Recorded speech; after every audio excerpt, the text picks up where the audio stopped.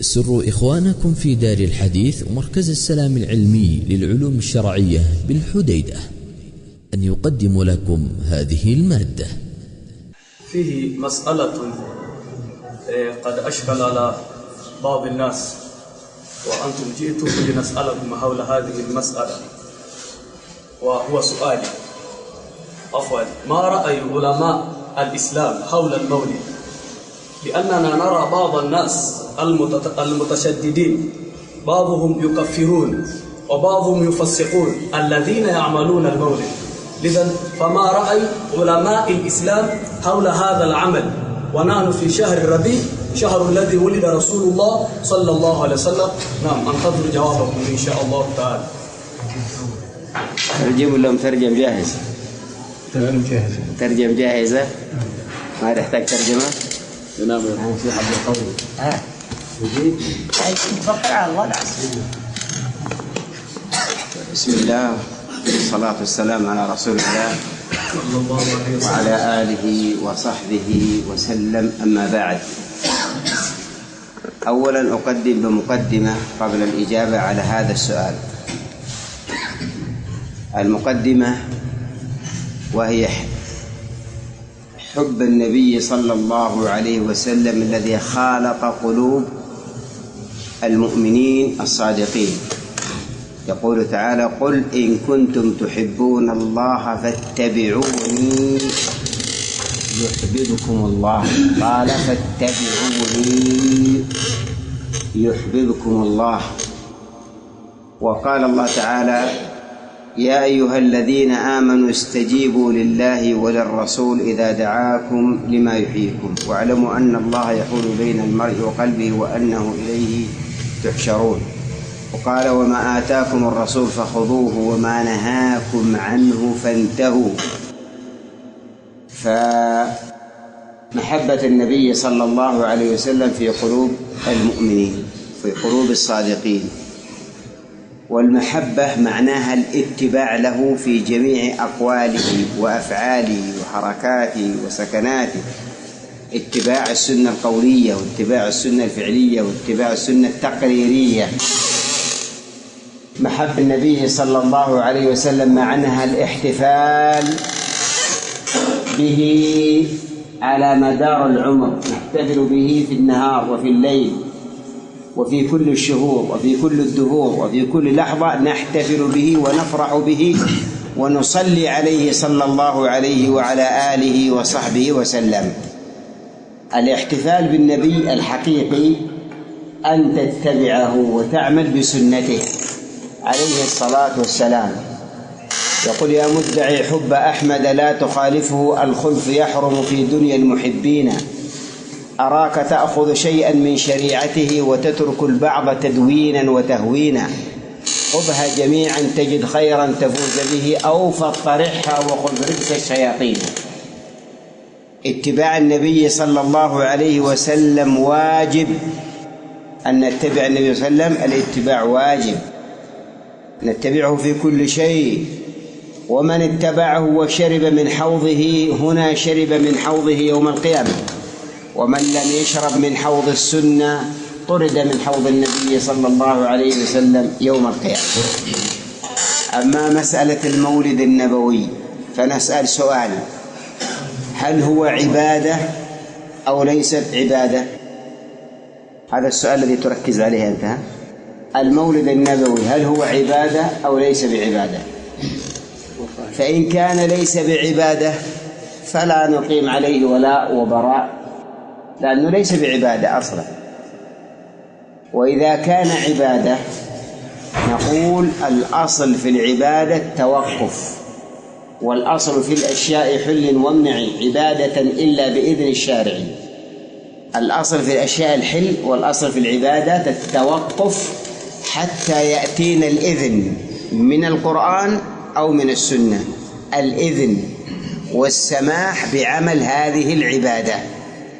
فإذا أذن لنا القرآن بعمل هذه العبادة عملنا، وإذا أذنت لنا السنة بعمل هذه العبادة عملنا. وإذا لم يكن هناك إذن لا من القرآن ولا من السنة فلا نشرع في دين الله ما لم يأتي لا في القرآن ولا في السنة. المولد النبوي لم يفعله النبي عليه الصلاة والسلام. والسؤال: هل المولد النبوي علمه النبي عليه الصلاة والسلام أم لم يعلمه؟ هل علم به أو لم يعلم به؟ فإذا قلت علم به أقول لك: لماذا لم يبلغه للناس؟ هو كان يعلم بالمولد النبوي أنه مشروع وأنه محبوب ولم يبلغه لنا. الله يقول: فإن لم تفعل فما بلغت رسالته. أين هو في القرآن أو في السنة موجود أن الرسول علم به؟ إذا علم به لماذا لم يبلغه للناس؟ فإن قلت علم به أقول لك: لماذا لم يبلغه للناس؟ وإذا قلت لم يعلم به أصلا فأقول: هل أنت أعلم منه؟ أنت علمت بشيء لم يعلمه النبي عليه الصلاة والسلام؟ كان مغيب عليه ومغيب على 100,000 من الصحابة، ومغيب على التابعين وأتباع التابعين، كان مغيب على البخاري ومسلم والترمذي والنسائي والإمام أحمد وأصحاب السنن والمسانيد، كان مغيب عن الشافعي ومالك وأحمد وأبي حنيفة، كان مغيب عن القرون المفضلة، لم يعلم به أحد إلا نحن في القرن الأخير، في هذا القرن أو في الدولة الفاطمية، في القرون المتأخرة علمنا به وعملناه. يا إخواني في الله، القضية قضية دين، ستسأل يوم القيامة عن هذه الأمور. ما هو الدليل على فعلها؟ آية أو حديث أو إجماع من السلف؟ لا يوجد لا آية ولا حديث ولا إجماع. فلا نتعصب. حب النبي صلى الله عليه وسلم هو اتباع النبي عليه الصلاة والسلام. اتبعوه في أقواله وأفعاله وفي كلامه وفي صلاته وفي صيامه وفي زواجه وفي تربيته لأولاده ومع جيرانه ومع الأرحام ومع الصغار ومع الكبار. هذا هو الاتباع الصحيح. أما أن نحتفل بيوم واحد في السنة فقط لماذا؟ قالوا الله يقول: قل بفضل الله وبرحمته فبذلك فليفرحوا هو خير مما يجمعون. هذه الآية هكذا وضعوها وعلى أن الرسول طيب، قل بفضل الله وبرحمته. من السلف فسر أن فضل الله ورحمة الله للنبي صلى الله عليه وسلم؟ هذا ابن عباس ابن عم النبي صلى الله عليه وسلم وترجمان القرآن، وهذا ابن عمر، وهذا ابن مسعود، وهذا مجاهد، وغير واحد من أهل العلم قالوا: قل بفضل الله. المراد بفضل الله القرآن يا عباد الله فين؟ والمراد بفضل الله وبرحمته الرحمة، المراد بها الإسلام. هذا كلام السلف، هذا فسروه: قل بفضل الله القرآن نفرح به ونعمل به. قل بفضل الله وبرحمته، الرحمة هي الإسلام. ثم إذا قلت لا المراد، طيب فضل الله عز وجل الشمس من فضل الله، هل نعمل لها يوم في السنة نحتفل بالشمس؟ هي من فضل الله علينا، من فضل الله.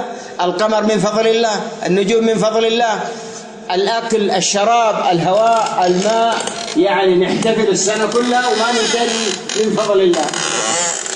كل شيء الله أنعم به علينا هذا من فضل الله أن نحتفل به. الرسول عليه الصلاة والسلام لا شك أنه نعمة ورحمة، وما أرسلناك إلا رحمة للعالمين. لكن نقول إذا لم يحتفل السلف لا نحتفل. نعم. يترجم ثم تسأل إن شاء الله. يترجم ثم تسأل. إذا حب يترجم الآخر وإن حب أن يقوم إذا كان عنده شيء. أزيد ثم بعد ذلك يترجم إن شاء الله. تفضل. عفوا. إن قلنا أن المولد لم يعمله الرسول صلى الله عليه وسلم، وأنت استدلت بآية قلت: وقل بفضل الله وبرحمته فبذلك فليفرحوا. أنت وقفت قل بفضل الله وبرحمته، ووقفت هنا، أكمل. فبذلك فليفرحوا. ونحن نعلم أن القرآن يفسر بعضه البعض. قال الله تعالى: وما أرسلناك إلا رحمة للعالمين. وقال رسول الله صلى الله عليه وسلم أنا رحمة مهداة. لذا إن قلنا أن عمل المولد لا يجوز فما كيف نحكم العلماء الذين أفتوا بجواز المولد مثل شيخ الإسلام وأمير المؤمنين في الحديث ابن حجر العسقلاني رحمه الله تعالى، شيخ الإسلام ابن تيمية قال فتعظيم المولد واتخاذه موسما قد يفعله بعض الناس ويكون فيه أجر عظيم. الثاني والثالث شيخ الإسلام الإمام السيوطي رحمه الله تعالى الذي بلغت مؤلفاته 500 وهو معتمد فقيه، وأيضا شيوخ كثيرون الذين أفتوا بجواز المولد. فإذا قلنا أن عمل المولد لا يجوز فكيف نحكم هؤلاء؟ سنقول لهم أنهم مبتدعون، سنقول أن أمير المؤمنين في الحديث ابن حجر العسقلاني مبتدع لأنه أفتى بجواز المولد، أم كيف نحكم هؤلاء؟ نعم. أحسنت، جزاك الله خير. ايش اسمك أنت يا أخي؟ اسمك علي. علي، يا مرحبا يا علي. بس أنت زعلان، هدي يا علي شوي. ليش لازم زعلان علينا؟ جزاك الله خير يا علي. ويكتب هكذا وأتكلم هكذا. يا مرحبا. وإذا كنت أعلم هكذا. لا جزاك الله خير يا علي. جزاك الله خير يا علي. أولا مسألة الاستدلال بقولك أن القرآن يفسر بعضه بعضا هذا كلام حق، والشنقيطي رحمه الله صاحب أضواء البيان له يعني تفسير القرآن بالقرآن، وله كتاب دفع إيهام الاضطراب في آي الكتاب. فهل ذكر هذا الإيهام الذي ذكرته أنت؟ ذكر قل بفضل الله وبرحمته فبذلك فليفرحوا، والمراد بالفرح النبي صلى الله عليه وسلم لقوله وما أرسلناك إلا رحمة للعالمين. هذا الشنقيطي لأنه هو يفسر القرآن بالقرآن. هذا الأمر الأول. الأمر الثاني، هل ذكر هذا ابن كثير أو ذكر هذا ابن جرير الطبري أو ذكر هذا يعني أهل التفسير؟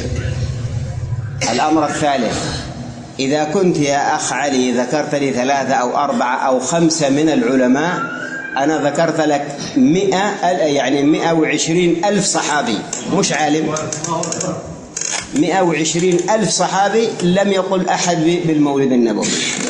وإذا ذكرت لي 5 أو 6 علماء أذكر لك 1000 عالم من بداية القرن الأول إلى هذا اليوم.